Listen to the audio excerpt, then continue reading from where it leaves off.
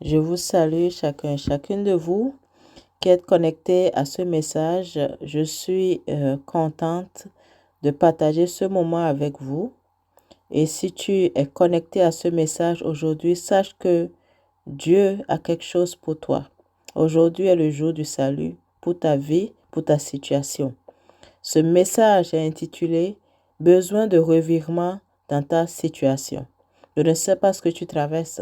Je ne sais pas quelle est ta vie, quel est ton défi. Mais Dieu a un message pour toi ce soir. Dieu veut opérer un revirement dans ta situation. Dieu veut opérer un miracle pour ta vie. Crois seulement et tu verras sa gloire. Demeure connecté jusqu'au bout de ce message et tu vas recevoir la parole qui va transformer ta vie de prière parce que Dieu fait toutes choses sur sa parole. Et c'est la parole que tu vas recevoir qui va opérer le changement, la transformation dans ta situation. Amen. Alors Père, je bénis ton nom pour ce moment. Je bénis ton nom pour la grâce et le privilège de partager ta parole. Oui, car cette prédication, cette exhortation est inspirée par ta parole, inspirée de ta parole. Et parce que tu dis que ta parole est inspirée pour nous enseigner, pour convaincre, pour corriger, pour instruire, afin que nous soyons accomplis et propres pour tout revirement de situation dans nos vies, dans nos besoins, pour la gloire de ton nom. Je prie qu'il en soit ainsi pour chacun et chacune de nous ce soir. Que la joie de chacun et chacune soit parfaite par ce que tu vas faire ce soir dans les vies. Merveilleux Saint-Esprit, merci pour ta présence, merci pour ton ministère en faveur de chacun et chacune de nous. Convainc les cœurs que chacune puisse et chacun puisse recevoir ce dont il a besoin ce soir et que ta gloire, Père, soit manifestée dans nos vies au nom de Jésus-Christ. Amen. Amen. Alléluia. Alors, ce soir, si tu es connecté, c'est que Dieu veut opérer un miracle dans ta vie. Dieu veut opérer un revirement dans ta situation. Nous savons que à un moment ou à un autre de nos vies, nous traversons des défis, nous traversons des situations plus difficiles que d'autres. Par conséquent, le message aujourd'hui est pour te donner des clés, est pour t'amener à sortir de ces défis, est pour t'amener à recevoir ce que Dieu a pour toi, pour un revirement dans ta situation, comme je l'avais dit. Et comme nous le savons, nous ne pouvons comparer des choses spirituelles qu'avec des choses spirituelles. Il faut comparer les pommes avec les pommes. Amen. Nous savons que ça passe par la prière. Car Dieu, la prière est le mode de communication avec Dieu. La prière est le mode de communication la plus puissante, tant spirituellement que naturellement. Mais aussi nous savons que toutes les religions prient, mais sans efficacité, sans puissance. Donc ce n'est pas la prière qui est efficace, ce n'est pas la prière qui est puissante. C'est autre chose. C'est quoi? C'est ce que nous allons voir ce soir. Et comment est-ce que la prière, non seulement la prière, mais fervente, comment est-ce qu'elle devient efficace? Parce que la prière peut être fervente sans être efficace. Et toutes les religions prient avec ferveur, mais sans efficacité. Et nous allons voir, ce soir, je vais me baser sur le premier livre de Samuel, le chapitre 1. Nous allons étudier le chapitre 1 pour voir les éléments nécessaires pour une prière fervente qui se veut être efficace. Parce que le tout n'est pas de prier, n'est pas de prier avec ferveur, mais il faut qu'elle soit efficace. Parce que le but même, l'essence même de la prière, c'est l'exaucement. Une prière sans exaucement n'est pas une prière. Dieu a dit, on donne à celui qui demande. Quiconque demande reçoit. Donc, l'essence même de la prière, Dieu l'a dit, c'est l'exaucement. Dieu ne nous a pas demandé de prier pour rien. Pas du tout. Sinon, il ne dirait pas alors que vous priez, pensez que vous avez déjà reçu. C'est parce que Dieu s'attend à ce qu'on reçoive. Dieu a déjà prévu ça. C'est ainsi. Donc, si nous ne recevons pas, il y a un problème. Et c'est ce soir ce que nous allons voir. Et nous allons examiner le premier chapitre du premier livre de Samuel ce soir. Mise en contexte, ce livre, le premier livre est écrit par le prophète Samuel lui-même selon les historiens. Et le prophète Samuel n'était pas seulement prophète, il avait la triple fonction, à savoir prophète, sacrificateur et juge. Mais ce soir, ce n'est pas les fonctions du prophète Samuel qui m'intéressent, ce sont les faits qui ont précédé sa naissance avec Anne. C'est ça que nous allons étudier. Parce que si vous connaissez, je ne vais pas lire, on va lire au fur et à mesure pour voir quels sont les éléments qui ont qualifié Anne pour une fécondité spirituelle et naturelle. Parce que Anne est passée d'une stérilité naturelle, une stérilité spirituelle et naturelle à une fécondité spirituelle et naturelle. Avant d'être naturelles, les choses sont spirituelles. Les choses visibles sont d'abord faites des choses invisibles. Amen. Donc, il faut comparer le spirituel avec le spirituel. Amen. Il faut comparer des pommes avec des pommes. Donc, nous allons commencer tout de suite. Nous allons examiner les chapitres 1 à 12. Donc, au début, les chapitres 1 à 5. Juste un résumé. Anne, le mari, était marié à un homme qui s'appelait Elkana. Elkana avait appris une autre femme. Il avait deux femmes. Donc, une qui s'appelait Anne et l'autre Pénina. Donc, Anne n'avait pas d'enfants, mais Pénina en avait des enfants. Et Pénina, parce qu'elle avait des enfants, et Anne n'en avait pas, Pénina provoquait Anne. Pénina la mortifiait. Pénina lui faisait, la dérangeait. Pénina n'était pas gentille avec Anne. Elle la mortifiait dans son âme. Mais Anne, on voit que Anne a continué à prier. Anne connaissait le Seigneur. Le verset 1 à 5 nous dit que Elkana, toute la famille, au fond, montait chaque année à Silo pour se prosterner devant l'Éternel des armées et lui offrir des sacrifices. Et Anne aussi y allait. Toute la famille montait. Donc nous voyons que Anne, bien qu'elle était malheureuse, bien qu'elle était stérile, elle avait une communion avec le Seigneur. Anne connaissait Dieu. Anne allait année après année. Chaque année que la famille montait, Anne y allait. Anne pouvait dire, moi je n'y vais pas, je reste parce que je suis malheureuse, je suis triste et trouver toutes les raisons pour ne pas aller, mais Anne allait. Donc, premier élément, la base, le fondement, c'est connaître le Seigneur. Recevoir Jésus-Christ comme son Seigneur et Sauveur et avoir une communion avec lui, c'est la base. De la même manière que sans avoir fait les fondements d'une maison, nous ne pouvons pas faire les murs et mettre le toit, les fenêtres et tout ce que nous voulons. Avant les murs, le toit, les fenêtres, la porte et remplir la maison, ça prend la fondation, le fondement. Le fondement, c'est de recevoir Jésus-Christ comme notre Seigneur et Sauveur. C'est la main du Seigneur qui manifeste les ossements. Sans cela, il n'y a rien d'autre qui peut se mettre en place. Absolument rien. C'est la base. C'est le fondement. Naître de nouveau pour prétendre à une fécondité spirituelle, à un résultat spirituel, parce que le résultat de la prière est spirituel. La prière est spirituelle, c'est un acte spirituel. Il faut comparer, j'ai dit tantôt, le spirituel avec le spirituel, les pommes avec les pommes.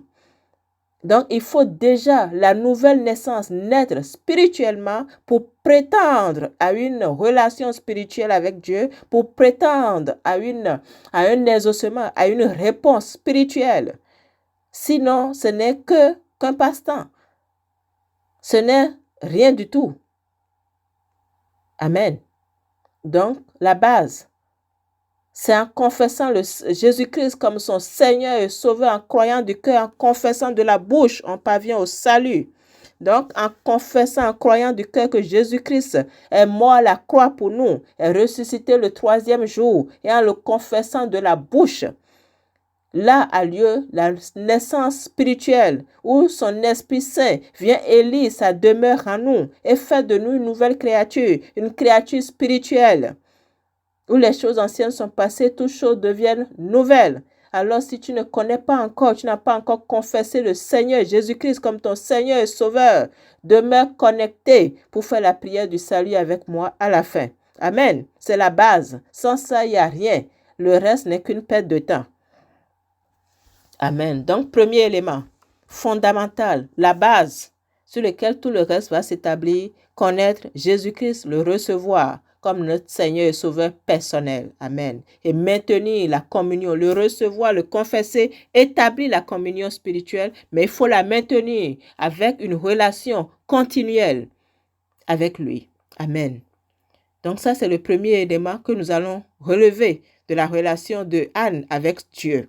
Anne aimait le Seigneur. Anne maintenait la communion avec le Seigneur en allant année après année, non seulement offrir le sacrifice avec toute la famille, mais aussi prier malgré sa situation, malgré son chagrin. Et chapitre 2, le deuxième élément que nous allons voir, c'est la foi. Parce qu'il faut la foi pour, malgré le chagrin dans l'âme, malgré la tristesse de Anne, malgré que la Pénina la mortifiait et la provoquait et la poussait même à s'irriter contre Dieu, de ce que Dieu l'avait rendu stérile, Anne a maintenu sa communion avec Dieu. Anne a maintenu la fidélité. Anne a continué à aller, à prier encore et encore. Anne a continué à invoquer le Seigneur, à appeler au secours le Seigneur, à supplier Dieu d'intervenir en sa faveur, à avoir recours à Dieu. C'est la foi. Sans la foi, elle n'aurait pas pu continuer année après année à aller prier. Nulle part ce n'est mentionné que Pénina priait. Nulle part ce n'est mentionné qu'Elkana priait. Mais c'est mentionné que Anne, elle priait. Amen. Donc Anne avait une relation avec Dieu. Anne avait une communion avec Dieu. Anne cherchait le secours auprès de l'Éternel. Et Hébreux 16, 1, Hébreux 11, 6, excusez-moi, dit, « Or, sans la foi, il est impossible de lui être agréable. » Donc, sans la foi, il ne faut même pas prétendre quelque chose parce qu'il faut que celui qui s'approche de Dieu croit que Dieu existe. Et pas seulement ça, il faut croire aussi que Dieu entend. Il faut croire aussi que Dieu est le rémunérateur de ceux qui le cherchent. C'est lui-même qui le dit. Donc il faut croire. C'est la base. Nous devons croire. Et Anne croyait. Anne était une femme de foi. Anne était pieuse. Deux éléments. La communion, connaître le Seigneur, la communion avec Dieu, la foi. Hébreux 12, 2 nous dit, ayant le regard sur Jésus, le chef et le consommateur de la foi. Donc c'est capital de croire que Jésus-Christ, que celui qui est l'auteur et le consommateur de la foi, entend notre prière et va nous exaucer parce que la parole nous dit qu'il est le rémunérateur. Il est le rémunérateur. C'est au présent. Ce n'est pas il était, ce n'est pas il sera, c'est au présent. Pendant que tu es en train de prier, pendant qu'on prie, il faut croire. Pendant que nous demandons, nous croyons. Et nous croyons en demandant, pas avant, pas après. Pendant, c'est au présent. C'est ayant. Amen. Donc, la foi. Et il faut savoir, Romains 10, 17 nous dit quoi? Que la foi vient de ce qu'on entend. Ce qu'on entend vient de la parole de Christ. Il faut, qu'est-ce que tu entends? Quelles sont les choses que tu entends? Dans la journée, qu'est-ce que tu entends? Dans ton cœur, qu'est-ce que tu entends? Des paroles de mort ou des paroles de vie? Des paroles qui te font retourner en arrière ou qui te font avancer? Des paroles qui te plongent dans ton désarroi, dans ta tristesse ou qui t'en sortent? Dieu nous dit, la foi vient de ce qu'on entend. Dieu n'a pas dit de ce qu'on voit. Dieu n'a pas dit autre chose, mais de ce qu'on entend. Donc, qu'est-ce que tu entends? Qu'est-ce que tu écoutes? Il y a un son. Il faut des sons. Il faut que tu parles la parole de Dieu pour te fortifier. Qu'est-ce que tu entends? Hébreux 10, 17. Ce n'est pas moi qui le dis, c'est la parole de Dieu. Ensuite, pour fortifier ta foi, tu dois entendre les bonnes choses.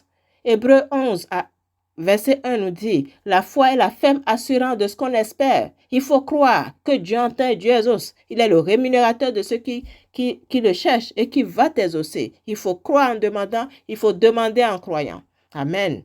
Une démonstration de celle qu'on ne voit pas. Tu dois être déjà en marche pour ce que tu espères. Ne pas attendre de le voir. Et nous allons voir Anne, l'attitude de Anne, dans quelques instants plus loin.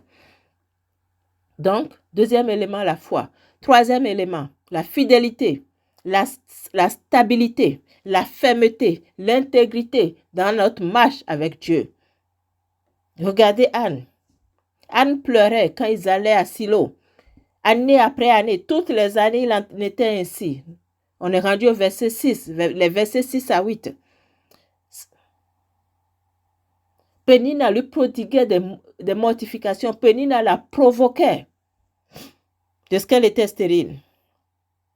Mais chaque fois, Anne montait à la maison de l'Éternel. Chaque fois, Anne n'a pas manqué une fois la fidélité, la stabilité, la fermeté, l'intégrité dans notre marche avec le Seigneur. Anne n'allait pas dans la maison de l'Éternel de manière sporadique. À chaque fois, la parole de Dieu dit chaque fois. La parole de Dieu n'a pas dit une fois sur deux. La parole de Dieu n'a pas dit quand elle se sentait en forme. La parole de Dieu a dit chaque fois Anne montait. Et bien que Pénina la mortifiait de la même manière, Pénina ne la mortifiait pas moins, non, elle ne diminuait pas d'intensité, non, de la même manière, elle la mortifiait. Alors Anne, elle pleurait, Anne ne mangeait pas, mais pourtant Anne continuait à prier, Anne continuait à monter à la maison de l'Éternel. La fidélité, l'intégrité, la fermeté, la stabilité. Amen.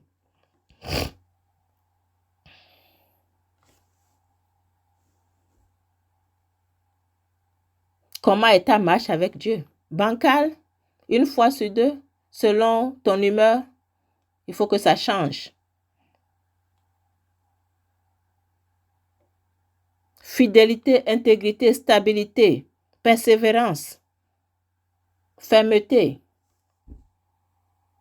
Amen. Quatrième élément, la persévérance, l'insistance dans la prière, la ferveur dans la prière. Voyez comment Anne a continué à aller dans la maison de l'Éternel, a continué à prier. La ferveur fait référence à une intensité interne avant d'être une intensité externe. C'est un éclat spirituel, c'est un zèle, un feu divin qui bouillonne dans notre esprit. L'apôtre Paul va nous dire dans Romains 12, verset 11, « Ayez de l'empressement et non de la paresse. Soyez fervents d'esprit. » C'est une question d'esprit, c'est spirituel. La prière est spirituelle. La prière n'est pas naturelle, c'est un acte spirituel. Et Dieu dit, il faut que ceux qui l'adorent en esprit et en vérité. La prière est une adoration aussi. On verra plus loin dans ce sens-là. Donc ici, il faut comprendre que la ferveur, on parle d'une ferveur spirituelle. On parle d'un zèle interne, d'un feu qui bouillonne en nous, dans ton cœur, et qui remplit ton âme avant de remplir ton corps. Donc, Anne persévérait dans la prière parce qu'elle avait cette intensité en elle, dans son esprit. Elle avait la ferveur de la prière en esprit, dans son cœur, dans son âme, passionnément, sans relâcher. Et Jésus-Christ même va nous dire, Luc 18, 1, Jésus lui-même nous dit qu'il faut prier et ne point relâcher. Et ne point se relâcher, c'est capital. Si le Seigneur Jésus même nous dit de prier, de ne point se relâcher, c'est qu'il faut prier, ne point se relâcher, point final. Il n'y a rien à ajouter, il n'y a rien à enlever. Amen. Alors, pendant que je suis en train de parler, pendant que les points sont en train de passer un à un, examine ta vie de prière. Et en même temps, le Saint-Esprit est en train de te parler, de te convaincre de ce qui doit changer, de ce dont il est en train de te dépouiller maintenant.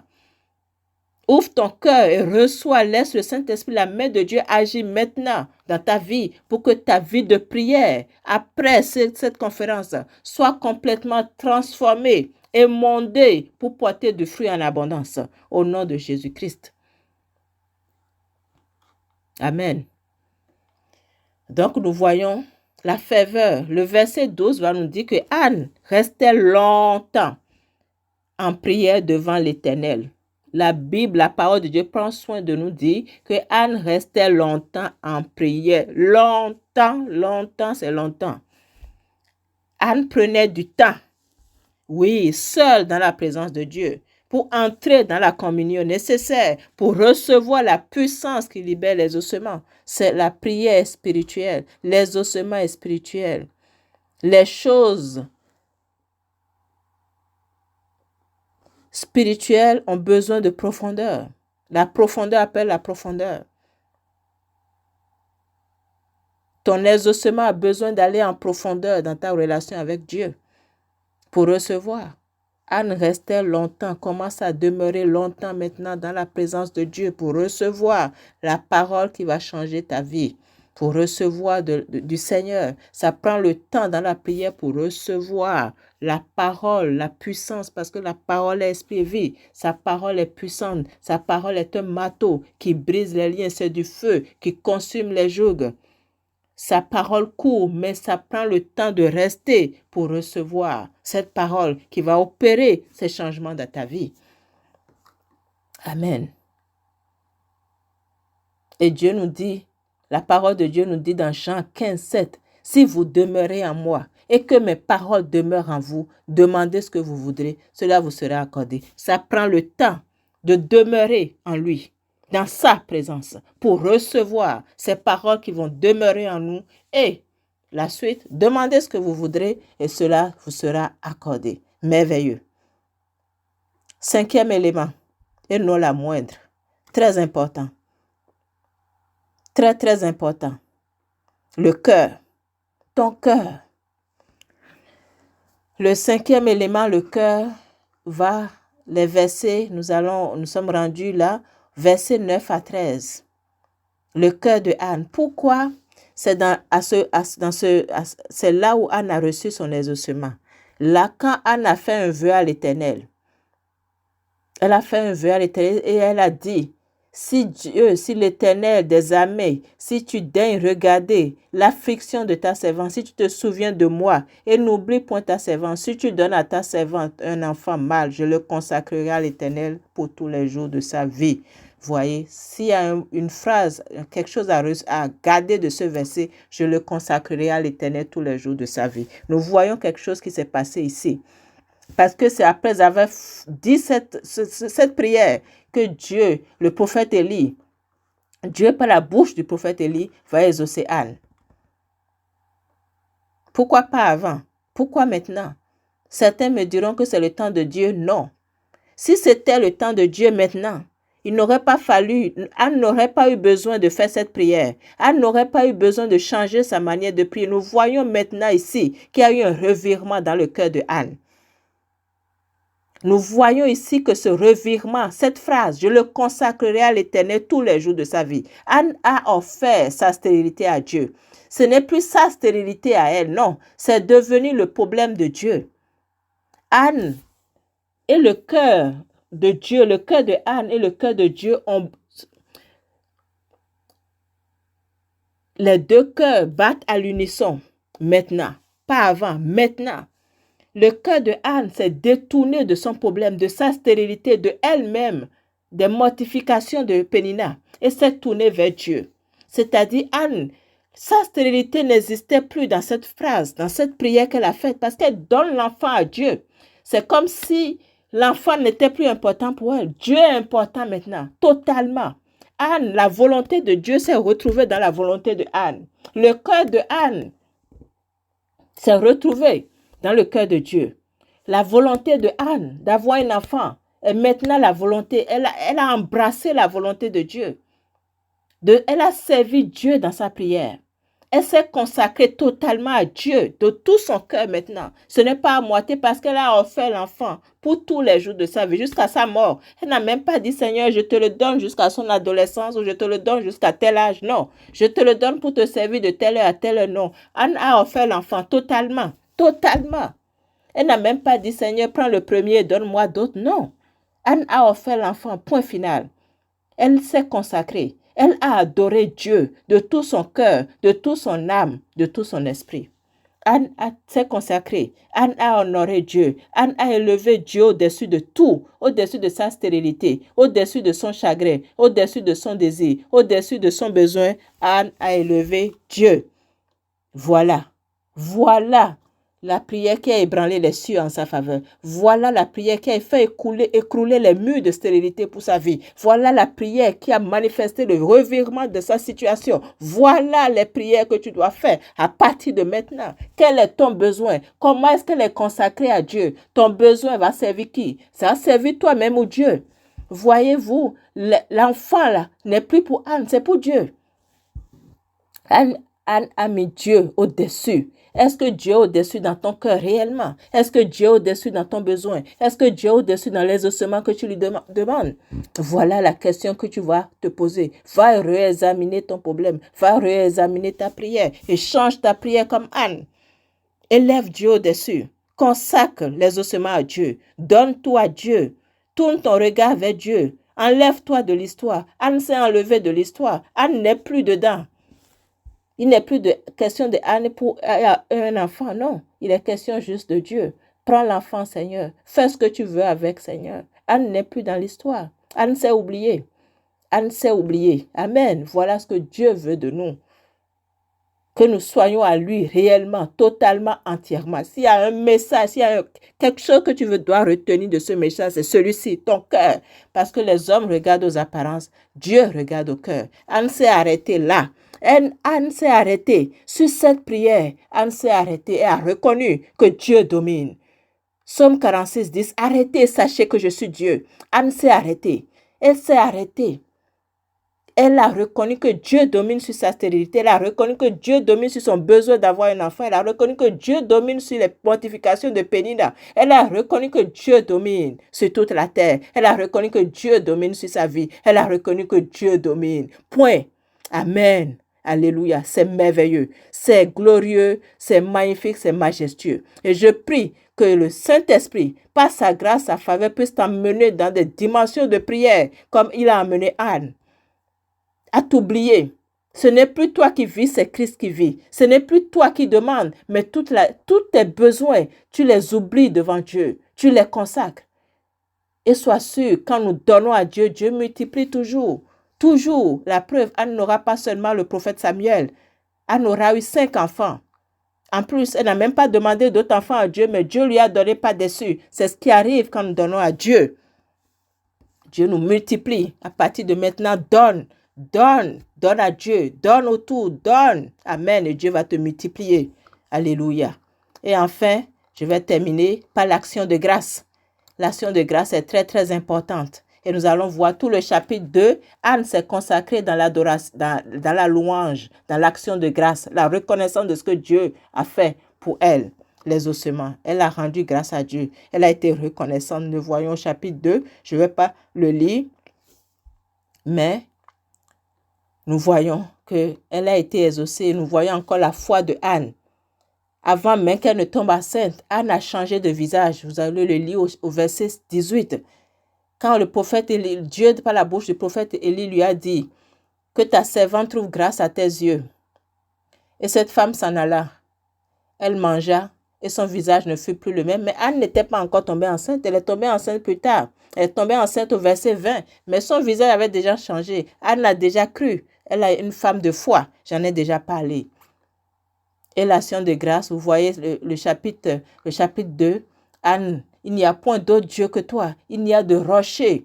Il n'y a de rocher comme toi. Nul n'est saint comme l'Éternel. Je me réjouis de ton secours. Et Dieu même nous dit dans sa parole de demander, pas des prières, des supplications, avec des actions de grâce. Mais nous, nos supplications durent 2 heures. L'action de grâce dure 1 seconde. Il faut que ça change. Anne a prié tout le chapitre 1. Elle a eu son exaucement. Tout le chapitre 2, Anne a rendu grâce à Dieu. Anne a témoigné de sa reconnaissance. Elle a prié en rendant grâce à Dieu. Il faut que tes actions de grâce soient autant que tes supplications et tes prières à partir de maintenant. Amen. Alors voilà le message que je veux partager avec vous. Aujourd'hui, toi qui n'as pas encore confessé le Seigneur Jésus-Christ comme ton Seigneur et Sauveur personnel, et Dieu est là où tu es maintenant. Il frappe à la porte de ton cœur. C'est le jour du salut. C'est le temps favorable pour le confesser maintenant comme ton Seigneur et Sauveur. Il est là. Si tu ouvres la porte, il rentre et il demeure avec toi. Il est fidèle, il est le véritable. Il est l'Éternel, il est le fidèle. Sa parole est certaine et n'échoue jamais. Ce qu'il dit, le fait. Alors il n'attend que toi. Parce qu'il t'aime, il est mort à la croix pour toi. Il est ressuscité le 3e jour pour te donner sa vie. Sa vie. Et mourir avec la tienne, avec tes problèmes, tes difficultés. Et te donner sa vie de grâce, de faveur, de gloire. Il a fait ça pour toi parce qu'il t'aime. Lui, le premier t'a aimé. Il est mort pour toi avant que tu ne sois. Amen. Alors c'est le jour pour toi. Ne retarde pas. Ne remets pas à demain. Il n'y a rien à payer. Il a payé le prix. Tu as juste à le confesser, à croire qu'il est mort pour toi et qu'il est ressuscité le 3e jour. Et à le confesser comme ton Seigneur et Sauveur pour naître de nouveau, pour recevoir cette nouvelle naissance spirituelle où son esprit vient demeurer en toi pour marcher avec toi quotidiennement. Amen. Alors voilà. Merci pour votre écoute. Vous avez des questions, n'hésitez pas à m'écrire, que ce soit sur Facebook et sur YouTube. Et je me ferai un plaisir de vous répondre. Que Dieu vous garde, qu'il vous assiste et que sa gloire soit manifestée dans la vie de chacun et chacune de vous. Au nom puissant de Jésus-Christ.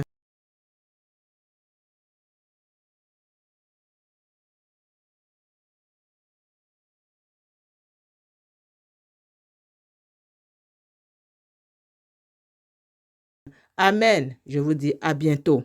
Bye bye.